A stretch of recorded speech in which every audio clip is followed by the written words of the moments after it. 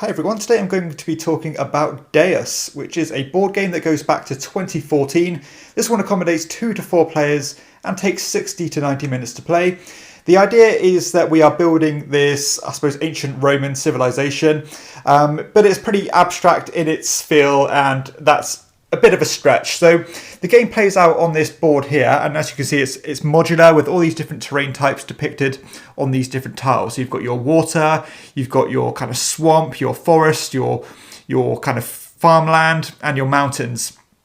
And as you can see, some of these spots as well have these camps here. Now, these camps are going to be one of the ways that you're going to get points in the game, because whenever these are surrounded by different buildings, which you start with on your individual player boards, like so, then you will be scoring who's got the majority of military units around these barbarian camps, and whoever's got the most is going to win those victory points.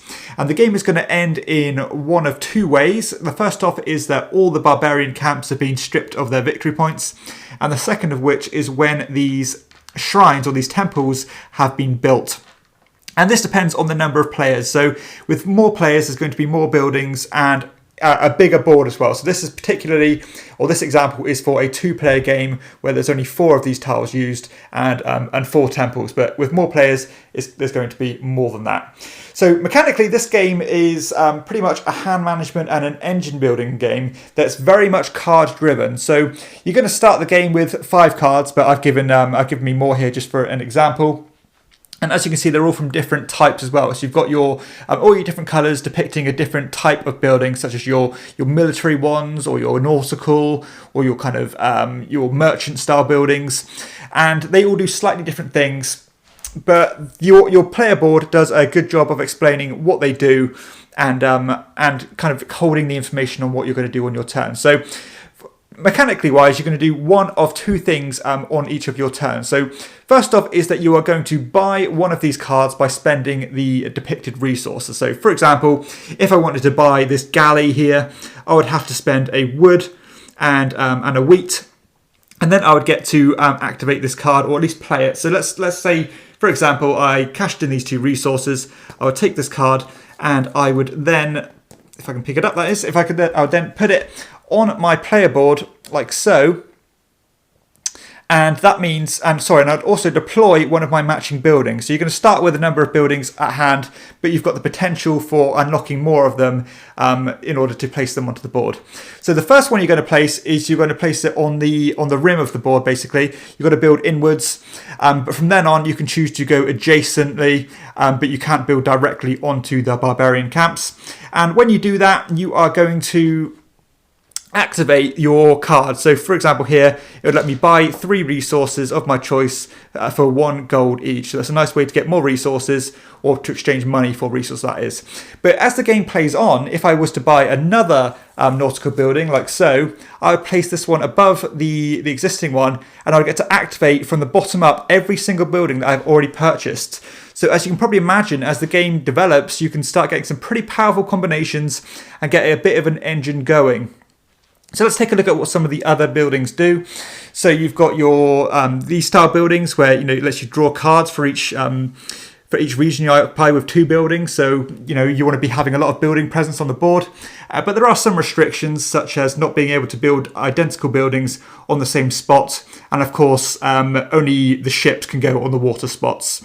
You've got like the military style buildings, like these elephants here, where it lets you not only deploy your military units, but you can actually end up moving them around. So once you've kind of claimed one region, you can march towards another region and try and surround that one.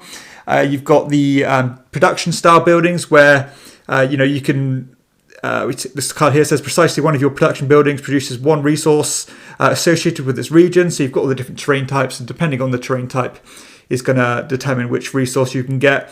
Again, different ones here, such as each 2 clay, and 2 clay for each of your production buildings built on a swamp. So as you're playing these cards, you're starting to generate more and more resources, more money, in order to deploy more things onto the board and try and surround these barbarian camps.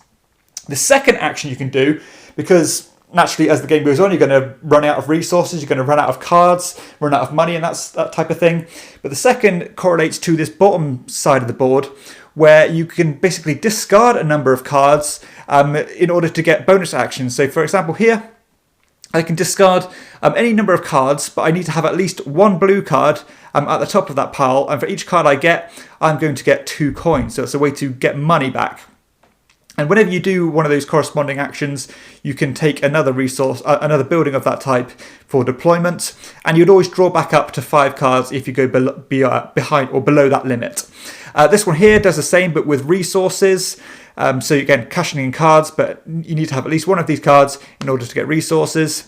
You've got this one here that lets you really bolster your hand with new cards. You've got this one here that lets you get victory points. This one here that lets you get more buildings, or be more flexible with the buildings you're going to bring back onto your board for deployment. And that's going to be how the game's going to play out. As the game develops, you're going to get pretty high columns of cards here, and being able to really utilize the abilities of the engine that you've invested in. So that's pretty much how the game's going to play out. So let's talk about how I feel about the game. So first off, mechanically, I really do like the decision of are you going to use the cards for the actual abilities, or are you going to get rid of them in order to take one of these bottom god actions? That's really cool. It's a fundamental choice that's going to be difficult to make throughout. And on top of that, the actual satisfaction of the engine building is really strong, and there's some different routes to go down. And to be honest, I feel like I've only just barely scratched the surface of what this game can give you in terms of the engine building. I don't feel like I'm very good at or efficient at this game, but if anything, that really satisfies me or leaves me wanting more. And I can just tell that there's a lot of variability and a lot of combinations in this deck that's really left me really wanting to dig into it. So that's really nice. The idea of the area control around the buildings is decent. I mean, it's pretty straightforward in terms of just surrounding the buildings. If there's a tie for military units, then it's going to be whoever's got the most buildings in general. But there's some good competition there, and of course there's some pretty mean interaction in some of the cards as well. But generally, it's pretty straightforward in terms of that area control and area majority surrounding these buildings. But it's still pretty satisfying, to be honest. In terms of the balance, I feel like all the different routes are pretty good to take. There is some. You can really focus on the military units and trying to just absolutely spam down, but in order to do that, you're going to have to really sacrifice your ability to produce more resources, and you're going to find yourself backed into a bit of a corner and not being able to build more cards or get cards out. And you're going to have to sacrifice more of your turns to take these god actions. So there really is a bit of an efficiency puzzle here in order to strike that balance right, in order to not only be strong militarily wise, but also have a good infrastructure to keep generating resources. Mechanically, I love the way it's boiled down into one of those two choices. I generally love games that have just a couple of core decisions to make, but within those decisions, you've got an umbrella of different things you can do. And of course, all the different actions, all the different combinations really do lie in the card play and not in the rules themselves. So I do like that a lot. Time investment, I think it strikes a really nice balance of being quick, but still being pretty meaty. I mean, a 2-player game will take you about 45 minutes to 60 minutes to play, which I think is really nice. Of course, leaning towards more of that 90-minute mark for a 4-player game, but it certainly doesn't outstay its welcome. And it's one of those games where while you get your engine going, you start getting more and more cards onto your player board. The game does come to an end quite quickly after that, and it doesn't leave it dragging out, and it always leaves you hooked in order to want to dig into building an engine again. So I do like that. The uptime as well, quick, snappy turns, not too much AP here, and I think you're not going to have too much of a problem with long downtime.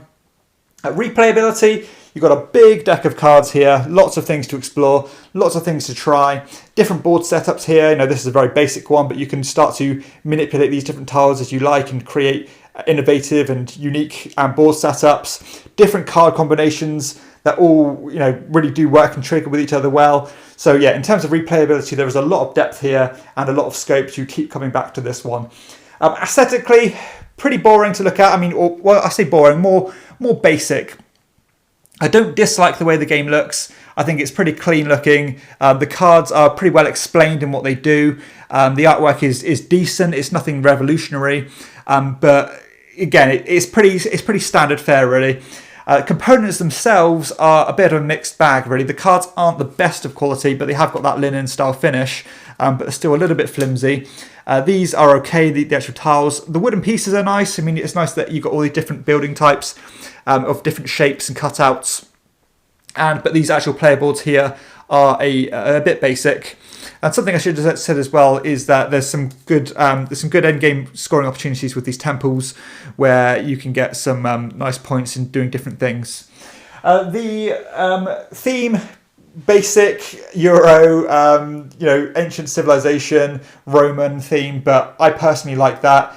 I know maybe a lot of people that will cause a lot of people just to look past and not grab their attention, but for me, that's what I actually look for. I like these kind of dry themes, but I like the box art, I like the way it looks, and it would grab me personally, but I'm maybe in a minority when it comes to that kind of thing.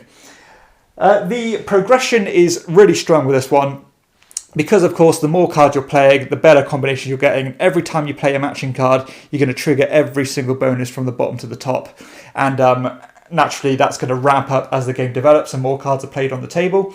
Scalability as well works really well. I personally would probably recommend this one at 3 or 4 players. It does work fine with 2, but of course it's more of that face-to-face and head-to-head style vibe, where I think a lot of these area majority games generally favour 3 or 4 players. But that being said, this one does work a lot better with 2 than probably 90% of area control style games. So don't be put off if this does appeal to you and you only like playing at 2 players or can only play at 2 players. It certainly works really well and is still strong at that player count. Comparison wise, well, there are so many great engine builders out there and kind of combo builders. But I really do like the way that each time you play it, you're activating every single card every time. That's really nice. And not only that, you're rewarded for building whole rows of cards as well, because that gives you the opportunity to build more temple cards, which can be quite a significant way of scoring points at the end. So yeah, it does have a bit of unique niche here. And I do like the kind of discarding ability and that hand management of the multiple use cards. So yeah, some really cool, clean mechanisms here that are brought together in a nice package. But yeah, overall, I was really impressed with Deus. As I said earlier, I do feel like I'm just scratching the surface for this one, but from what I've seen so far, I really like it, and I'm certainly looking forward to digging deeper and trying to actually be a bit more efficient than I was in my previous plays with how I actually manage my cards. But yeah, it's a nice tight puzzle, one that closes in on you more quicker than you realise, because these cards aren't particularly difficult to get played, but you do need to have that, as I said, that infrastructure to keep getting the resources to play them in the first place. And before you know it, these barbarian regions are surrounded and the game is coming to an end before you know it. So it really is about striking that balance of being, investing somewhat in your engine, but still being wary not to slip behind and let that kind of take over you while sacrificing your ability to claim these points. But yeah, I was really impressed with this one. I'm surprised why this one's slipped off the radar a bit. You don't really hear many people talking about Deus nowadays, but I'm glad I've discovered it, and I'm certainly going to be playing it quite a few more times to try and sink my teeth into these juicy card combinations. So it has a lot of the things I like about board games. I love engine building, and this one is a strong example of that. So that concludes my thoughts on Deus. Certainly a recommendation from me. This one gets my shield of quality. I think this one should be brought back into the forefront of gamers' minds and should be looked at a bit more and put into the spotlight, because it is a really strong design with core decisions, but some great combinations to be made. So I hope you've enjoyed this review. If you have, please hit like and subscribe to my channel and check out my other videos too. For everyone else, I'll see you next time on Chairman of the Board. Bye.